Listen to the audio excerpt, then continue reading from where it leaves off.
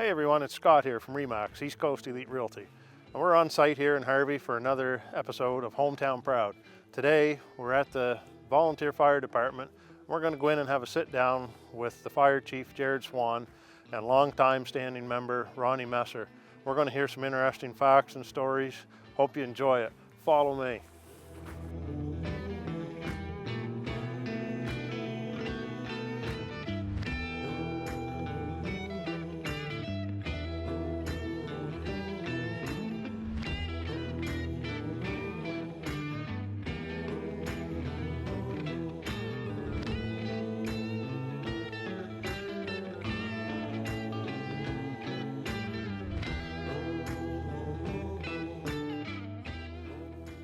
Okay everyone, we're inside of the Volunteer Fire Department here in Harvey, and we're going to sit here with a couple gentlemen and have a little conversation. So I'm going to get these fine gentlemen to introduce themselves, starting with the chief here to the right.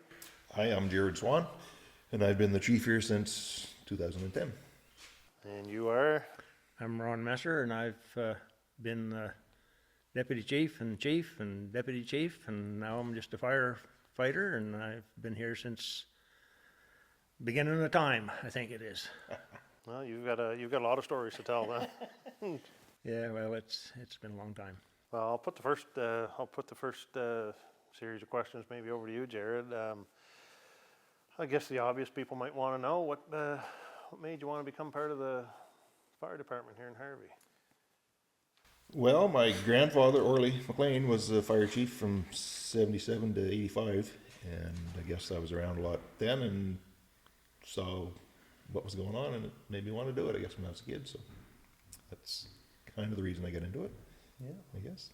Absolutely. Might as well ask you the same question, I guess. You had a passion for it, obviously. It's testing my memory, but probably when I was 13 or 14 years old, T.K. Craig, which was the founding member, or the second chief, I guess, here, Hartley McGee started the place, but Kay approached me and wanted to know if I would become a volunteer fireman, and I didn't do it all the time back then, and I was off and on, but I was pretty well involved from when I was probably 14 or 15 years old. Wow. So I'm assuming that you guys had set some stuff out here which has a little bit of the history on it there, dating back then. It's a lot of history here. Well, the fire department's had a lot of changing over the years. The fire department's burnt down, and it's got moved, and it's Been had moved a couple of times. had a lot of stuff happen to it. Yeah. So the last location was out front here before you built this. When was this building constructed? I shouldn't have to ask that, because 2010, I think we started building it. 2010, 2011, and it was finished in 2012, I think. Ron? Yeah. How many volunteers are there that are here? We have roughly 55 on the list. 2 or 3 of those are maintenance guy or men and women that do lawn maintenance and flowers and stuff, and then the rest are volunteer firefighters. Okay. Yeah. So you must have weekly. We have training every Tuesday night. Every Tuesday at 7 we have a training, and every now and then we'll have a weekend training of some sort. But nice. Well, so apart from the obvious, I mean, I think probably a lot of people look at fire departments and you put out fires. That's what you do. But I'm sure there must be a lot of other job descriptions, a lot of other duties that you do. Some of the things we do, yeah, there's a lot of things we do that you wouldn't really think of. Cats and trees and water rescues. We do a lot of water rescues, ice water rescues, and water rescues. Off-road rescues, motor vehicle accidents. It's just, I guess, if people don't know who to call, they call us. Is one of the things. How far of jurisdiction do you guys usually go? How far away can you get called, I guess? Our district is from the Hunter Road down to Flume Ridge. Pretty much all men are Sutton, isn't it, Ronnie? Yeah, and Christie Ridge is over to the last house before you go through the woods to McAdam, Donahoo's over there. Okay. And Lake George, around Macadavic. Macadavic makes it hard because it's 20 minutes to half an hour to get to any place up there if you get a call. It makes it bad.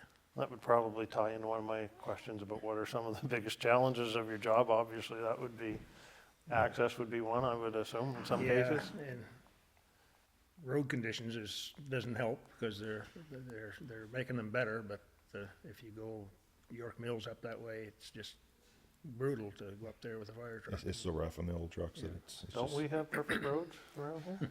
no, they're all straight. Oh, Straight and smooth. yeah, exactly, for sure. No, interesting. So, you mentioned one of your first trucks was what year? Or the first new truck, didn't you say you had a? First new truck was a 1974. So tell us about your fleet here now. How's that, Yeah, how's that changed? Jerry can do the better job on that one. We have, I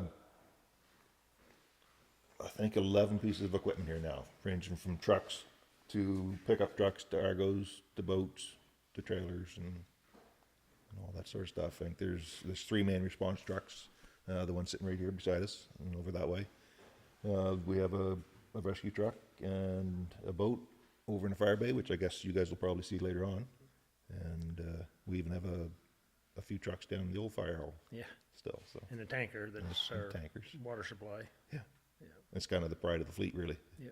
Yeah, it's one of the things that a lot of the older guys, I say older guys, us older guys, manufacture that here rather than having it built somewhere else. They build it themselves, so it's kind of a pride of the fleet.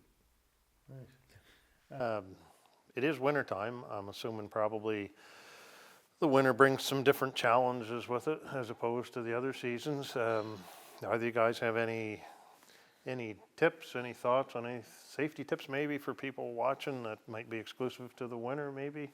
Any suggestions? Any typical problems that you might run? I'm sure That's an endless thing, but I guess if it's snowing and it's slippery and you don't need to go out, stay home would be the best thing you could tell people, but people don't. And something that's changed over the years that I've noticed is 20 years ago, we got called out probably an average of once or twice a week for chimney fires. Chimney fires is pretty rare now. Yeah. For some reason. There's a lot of wood stoves being used, but I think it's the technology in the stoves themselves that prevent the chimney fires, but we used to be out on them all the time. So what do you think is one of the biggest calls for house fires or causes of house fires today, as opposed, if it used to be more wood or chimney fires, is electrical? Do you see any electrical No, fires or big, just random? just a carelessness, a lot of carelessness sometimes. We don't get a lot of structure fires out this way. No. I guess with the new construction, the burn time's a whole lot quicker than the older construction, post and beam construction, so they don't have a lot of escape time now. Things have changed, Yeah. I guess. A little bit now, that's interesting. So I guess talking about maybe getting away more to the personal side of things, and I'll ask this question to either of you, but obviously you're Harvey, born and raised. What makes Harvey special to you? Why Harvey? I guess everybody I know is in Harvey. All my family's here, all my friends are here. I've worked here all my life. I worked for a trucking company for 15 years, and the people are nice, I guess. I just like they're all willing to help, and I guess that's it. So really. speaking of family, you have one, obviously. I do have a family. I have a wife and 2 kids, a couple of great big horses, and They're like kids. they're just big kids. Yes, Yeah, they just eat a little more. they eat a little more. They're a little more upkeep to them, but that's okay. And I just live up the road, so I'm just a few minutes away from here, so we have pretty quick response time. Yeah. Cool. How about you? You're a family man. We're gonna go out on a limb and guess. Well, I've been here all my life too, and I've got 2 kids and 5 grandkids and actually a great grandchild. I'm kind of aging myself here, but my wife and I have done quite a bit of traveling, and I'm not away too long that it's time to get home. Harvey's the place to be. Seems to be a general consensus amongst everybody I talk to out here. It's a pretty tight-knit community for sure. So that's what makes it special. So down and talk with everybody out here. Yeah. Oh yeah. When you need a hand or something, you don't have to call a relative. You can call a friend. So a lot they're willing to help. Everybody's willing to help real quick. Yeah. That's why we have such a great volunteer department. We have 55 people in a small area like this. It's wonderful. Everybody's wanting to help. Wouldn't happen without those people. No, It's like there'd be it's nothing like without the everything. people. We're lucky with our department too, because we have, what, 4 or 5 paramedics that's on the department, so Yep, on with A and makes B, it, and makes it better when you get called to an accident, or ambulance calls us a lot for lift assist, or sometimes the ambulance is not in the area, so who do they call us? They call this place, but I avoid those calls. I don't go to those. yeah, we have a lot of people come to volunteer, and some people that have wanted to volunteer for years, and they just, I don't know if they're nervous or apprehensive of coming, but after, they just say, how do we become a volunteer? And I say, well, show up here on Tuesday night at 7 o'clock. Knock on the door. somebody will let That's you in. simple. We'll let you in. The door's open. Come on in. We love to have people. We'll never stop having a limit or anything like that. It's far better to have 60 or 70 people. At least you might get 20 people through the day. True. Tell them about what it takes to become a level 1 firefighter. Yeah. there you Yeah, go. to become a level 1 firefighter, that's a little bit more time. That takes up to pretty well 6 months of your time. Usually a couple nights for the week, maybe a day on the weekend, and a lot of training, a lot of studying. They do a level 1 firefighter course, and it's when Ronnie and I started, or when I started, I guess would have been the first one, Ronnie, back then, back in Yeah, 80s, probably, yeah. 80, and it was 40 hours back then for level 1, and now it's around 360 hours Wow. in that area, plus your practical on top of that. So it's a lot of a commitment or whatever to become a firefighter now, but most of them still think it's worth it. doing yeah. Yep. All right, guys. So probably one of the last questions, or the last question, I guess, I'd like to end with, and this is a loaded one for you, but it's my crystal ball question, which I always like to throw around there. So we don't have one, but if you did, what do you see for the future of the Harvey Volunteer Fire Department? And if you want to elaborate on that, and maybe just the community in general, that's fine. But or what would you like to see? I hope to see it carry on the way that it's been going, especially for the last 10 or 20 years. I think we've improved, and we're going forward and continue to move forward. We have a lot of young members coming up and going through the ranks. We're working with the rural community now, so it's a little easier to get the financial backing, I guess, which helps us buy our trucks and keeps things moving on, keeps interest. Nothing sparks new interest like new equipment. No, for sure. What would you like to see? Well, Any predictions? I'd like to be around for a little while longer, but I'm pretty well at the end of my volunteer career. But I'm enjoying being with the younger people. I do some of the pump training and stuff on Tuesday nights. Mm-hmm. I'm enjoying that, and it's amazing how quick they catch on when you're young. So I'll be here as long as they'll let me hang around, I guess. Maybe I'll sweep the floor after I get done doing the training part. Sounds like there'll always be something to do for Yeah, there's always anybody something that to do. wants to be involved. so. Absolutely. Over the years, it's been to the point where I don't know more people than I do know. At one time, you knew everybody in every house.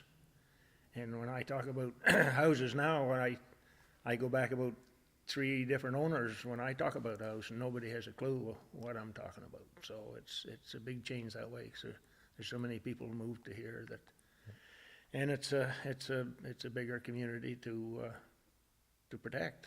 It's a lot of commitment for the fire department to be on call. That's the thing with volunteer. When the call goes out, you don't know how many's going to show up here.